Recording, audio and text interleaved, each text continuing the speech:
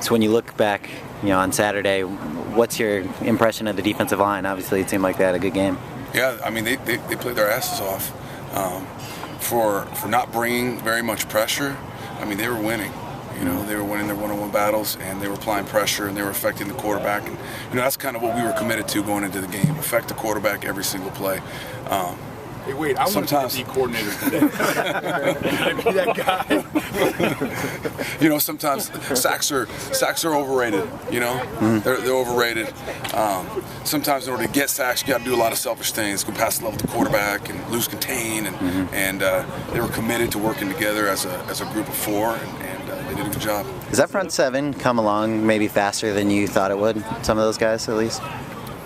Yeah, I mean, they took a step in the right direction for sure. Are they where they need to be? Absolutely not. Learning this defense and understanding their gap fits and understanding that everybody's got a job and a role, and you can't have that mentality where we've had in the past a little bit of I got to make every play. We're still struggling with that every once in a while, So once we fully leave that behind and commit to this defensive front, we're going to be pretty tough. Is it part of the plan to not bring a bunch of extra pressure, or was it part of the plan to bring extra pressure and then it just kind of evolved that way? That you guys well, I think every week is going to be unique in that way.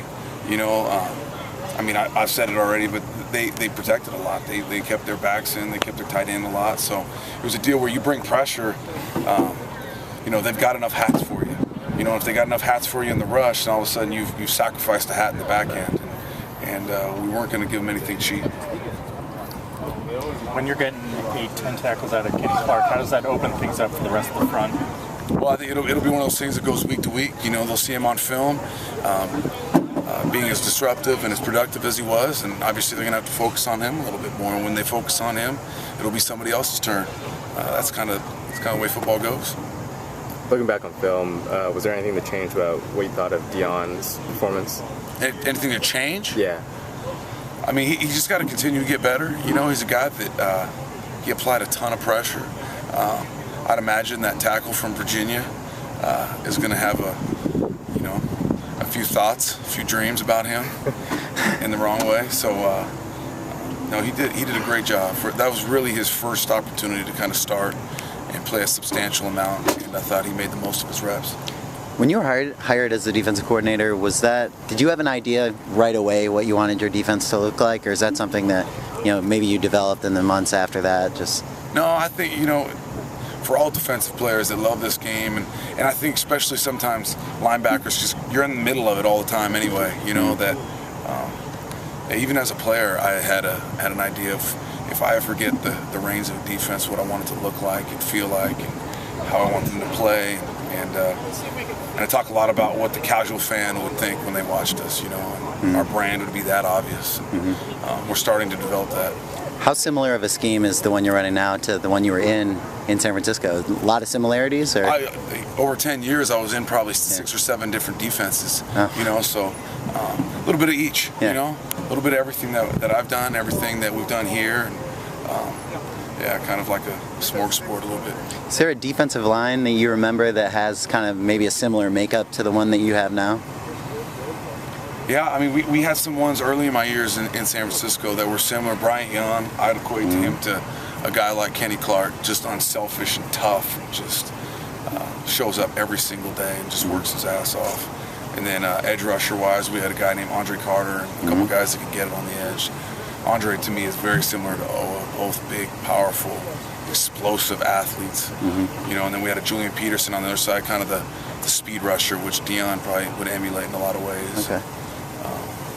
And then Dana Stubblefield, which just got a lot of Eddie Vanderdas to him, Yeah. Yeah. How different was Saturday for you, just being your first game as a coordinator? It was fun. I loved it. I mean, it was 89 plays, really 91, including the 2 penalties. It's an opportunity to call it.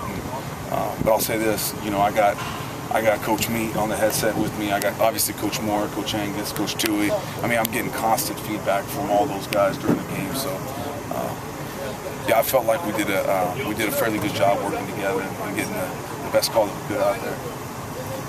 How important is it when you want to create a tough defense from front to back that you start at the defensive line? that's where you get, Right. and it kind of funnels downward. Yeah, I mean, you'd like that, you know, but at the same time, they complement each other. Yeah. A great front seven is going to complement a secondary. A great secondary is going to complement a front seven. So it's you know, I mean, you'd obviously like the complete package, you know, but it is nice when you get to start with that man in the middle. And, you know, I've said this once, I've said it a million times, Kenny Clark is the perfect guy to build the defense around. What have you seen out of Memphis so far? It seems like they're a little bit more of the college spread option type offense. They're everything. Holy smokes. I mean, they'll run everything that you see out here from our offense, and then on top of that, load option, speed option, triple option, boom. I mean, it's a lot of stuff to prepare for. You know, it really is, and they do a really nice job of what they do. How much do you hammer in the, you know, defending the option concepts this week, especially? A lot. I mean, that's something that's fairly new to our guys.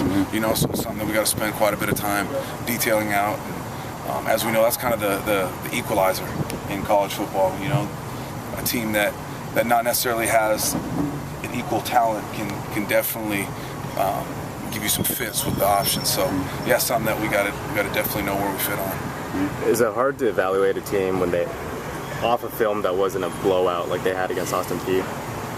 Is it hard to evaluate them? Yeah. No, I mean, they are what they are. I mean, very good offense, obviously, with the ability to score a lot of points. They're going to come in here with a lot of confidence. You know, they've got some really good skilled players. They got a quarterback that seems like he's got really good command of their offense, and an offensive line that plays their butt off. So it's going to be a good test for us. What have you seen from the quarterback? Justin Fuente is a guy that develops a lot of quarterbacks. What have you seen from him so far? Big, tall joker with great vision. He's a guy that can get to his second read, which in college football you don't see a lot of that sometimes.